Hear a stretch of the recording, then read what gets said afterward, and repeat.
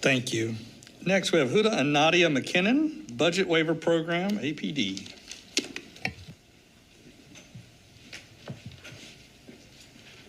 Good morning. My name is Melissa Mazzeda. There's a few of us that are on the agenda for this, so but the families are going to go a little bit out of order. So the first one that's going to come up is Mark Merlis, and I'll bring it home for a landing afterwards. But Hulda and Nadia will be up in a minute. So, all right, go ahead, Mark. You're going to hang up here? Hi, but my name is Mark Becker. This is who we're talking about. My daughter, Brittany. She's an iBudget Waiver recipient. But thank you very much for taking the time to be able to hear me. Thank you for allowing me to speak today. I'm the father of a 41-year-old daughter with cerebral palsy. Brittany has been in the iBudget Waiver program since the beginning for over 20 years. I've watched my daughter thrive in the program. On the flip side, I've seen how families struggling that have not been able to get on the waiver program will struggle with not getting on the program. Brittany's success has been through the ongoing efforts of the support coordinators. Brittany's needs of wheelchairs, therapy, and other life functions requires a hands-on coordinator, not a phone number or a 1-800 number. Cannot see if she is losing weight, behavioral changes, or declining health. Support coordinators work long hours with very little pay. Without coordinators, these disabled individuals will digress. All of our journeys walk this life require the hands of help we need. May it be a plumber, electrician, etc. When I call the fire department, they don't say, we will mail you a fire extinguisher. They come to you and help you. This is why the iBudget Waiver program with the coordinator is vital. Brittany and other clients are very fortunate to have support coordinators. Through the iBudget Waiver program, what I'm proposing for the waiver program is to always stay as an option for the disabled. I would like to advocate for pay raises for the coordinators and support individuals. They are the lifeline of the waiver program, so they can financially support their own personal families. Thank you very much. Do you all have any questions for me?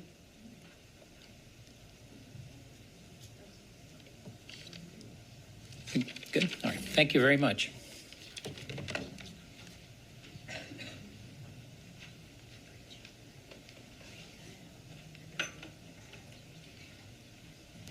Thank you. Good morning. My name is Hal Nadia McKinnon, and this is my daughter, Nadia McKinnon. Nadia is 48 years old. She has cerebral palsy, and she has grand mal seizures. Nadia wears diapers and needs assistance with all of her daily living skills. Nadia is on APD, CDC, Consumer Direct iBudget Waiver Program. She has been on the waiver for 10 years plus. We love the Consumer Direct Care waiver because we can keep Nadia at home with her family. We can make choices about Nadia's caregivers and where she chooses to live. We have purchased many things through the CDC funds, equipment like a Hoyer lift to take care of Nadia in the home. We also have a hospital bed. We have Nadia has a mobile stander that she gets in 3 to 4 times a week to strengthen her legs with the hope that Nadia will be walking one day. We was able to purchase a mini split air conditioning generator for our home because of the hurricanes. We had no power. That means that Nadia's bed did not work. We could not process her food for Nadia to eat. The CDC waiver also pays for summer camp for Nadia. There are several reasons that Nadia has benefit from being on the waiver, as you can see. Our support coordinator, Kathleen, is a very important part of our family. She assists Nadia with paperwork for her Medicaid, dental, and Medicare services. Kathleen comes to our house and she visits with Nadia and me. She has also visited Nadia in the hospital when Nadia has been sick. And that is just the joy of having a support coordinator around for us when we need her. She knows our family because she is aware of Nadia's needs. Without the CDC Medicaid waiver program, we feel Nadia would have been placed in a nursing home at this point in her life. We want to always be able to have choices like CDC Plus for the Medicaid waiver. Please don't take away Nadia's ability to choose the way she wants to live. Thank you from me and Nadia for listening today. Thank you. And as you can see, we're going to take all the budget waiver individuals. So next. Thank you. Thank you.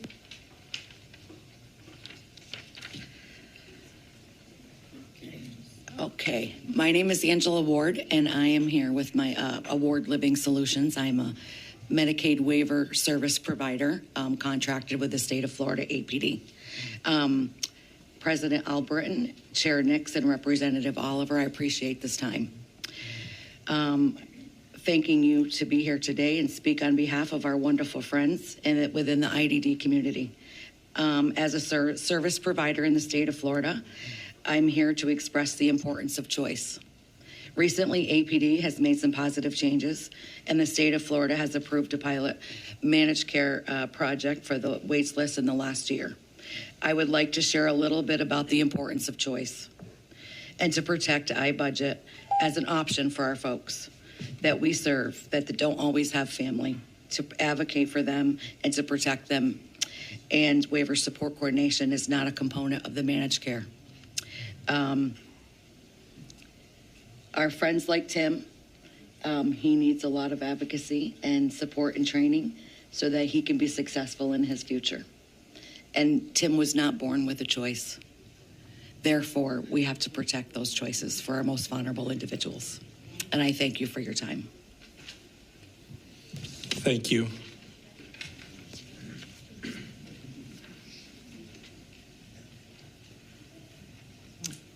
My name's Mark Merlis.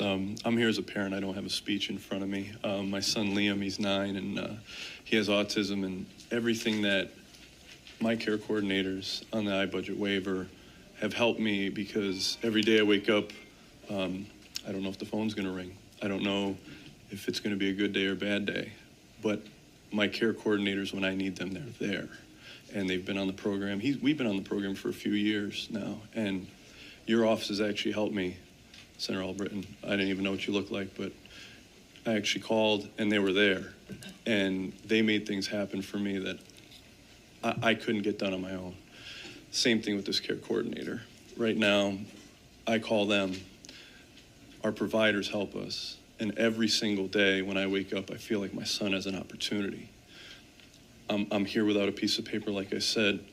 My wife and I stress and we smile, and we don't know what days those stresses or smiles are going to be. So everything that this program has done for us has given my son an opportunity to have a chance at being in society instead of maybe not. And my friend here, she's going to explain a lot more, because I'm just a parent who is just trying to help his son. And thank you for your time, sincerely. And thank you, Delegation, for listening to us today. One of the things, now Mark's sharing his time. My name is Sue Gottesman. I have a 25-year-old severely autistic IDD son on med waiver. He aged out of high school and went on the waiver, and I couldn't have been more grateful. So here's the ask, okay? Don't get rid of the iBudget waiver.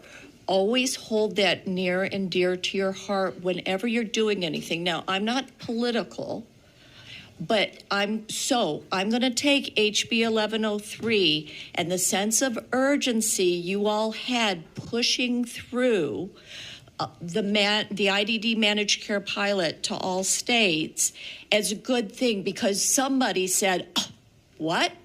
80 million returned? 22,000 still on the wait list? What the heck's going on? We got to help these people. What can we do? And somebody said, well, how about finding an alternative to the iBudget waiver? Good and bad, right? Because it's all individual. You've seen individuals in their situations. And managed care doesn't mean it's better. Maybe it's faster. But being a parent who's highly involved, the first thing I said was, okay, well, let me find out, because that's my ADHD, neurodivergent brain, wanting to get into the nitty-gritty.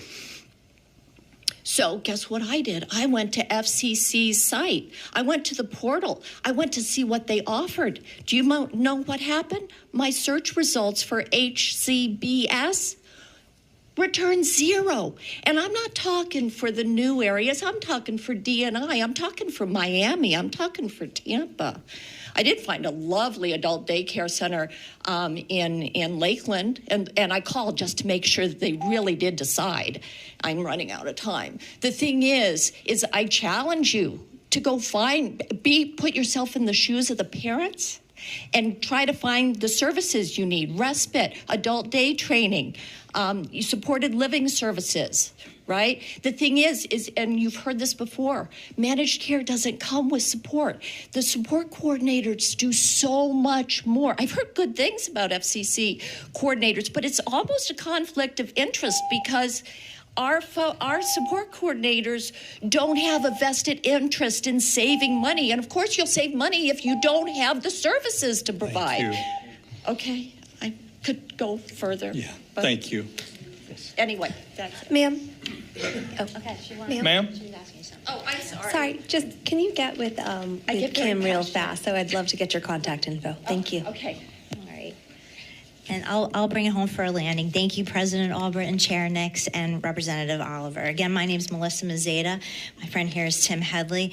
And the service that I provide on the iBudget Waiver program, and we do have a number of other folks who are here with us that are from the program as well, is support coordination. And it is a very difficult job. We go into people's homes, we become a part of their life in a way that becomes very personal, very intimate.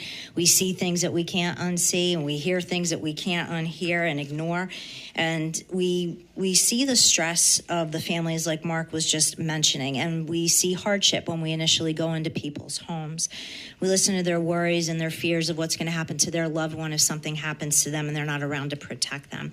And as somebody who employs a large team of support coordinators, I ask my coordinators to take on a very hefty responsibility and to do everything that they possibly can to alleviate as much stress and worry from those families as possible. And I've seen wonderful things happen when services are provided with integrity, like providers like Angela Ward from Award Living. You see people thriving, people living with dignity. They have meaning and control in their life. You see happiness because they have stability and they have security. And the cornerstone of what I do is to help empower people in a world that has not been built for them. And as a provider who's been doing this since the inception of the waiver program, over 30 years, since 1993, I can tell you with 100% certainty that we can do better and we can save a lot of taxpayer dollars just by doing it right. And I understand the frustration with APD that the legislature has, reverting back millions of dollars while there's still a large wait list. And that frustrates me too as a provider. The unnecessary red tape frustrates me as a provider, and the status quo is definitely not acceptable. But I do have a lot of hope for APD. There's a lot of wonderful people who work there. We now have a new director, and I'm very positive that he's going to do a great job, but I recognize it's a lot for him to learn, and I will do whatever I can to help with that.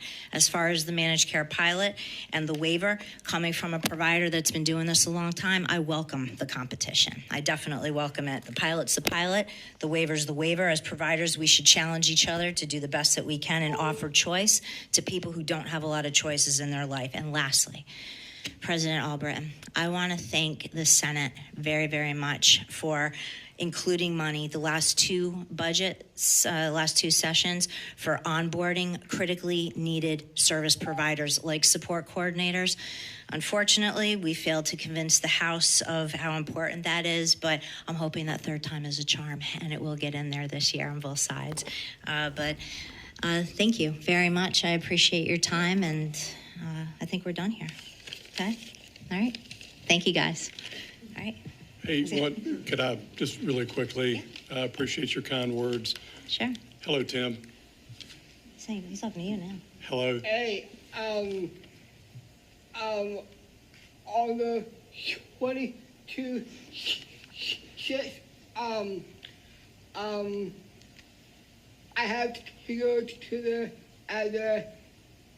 next, on the 22 shifts, I have to go to the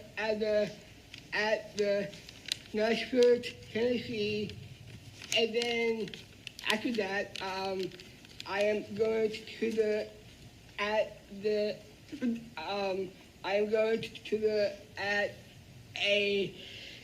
bell to scan my brain. It's called the diet. It's called the Down syndrome diet. It's just picking up pictures. What is my brain look at? And it makes so powerful and make me the most memories